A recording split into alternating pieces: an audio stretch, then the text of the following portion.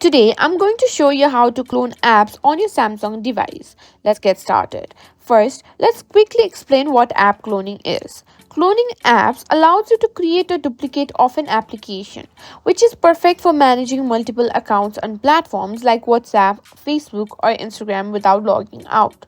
So, if you're ready to dive in, let's do it. Start by opening your Samsung device. Go to settings by swiping down from the top and tapping the gear icon. Now scroll down and look for advanced features. In the advanced features menu, you'll find an option called dual messenger. Tap on it to access the app cloning feature. Here you'll see a list of apps that support cloning. Simply toggle the switch next to the app you want to clone like WhatsApp or Facebook. A prompt will appear asking if you want to install the second copy. Just tap install. Once the cloned app is installed, you'll see a new icon for the duplicate app on your home screen.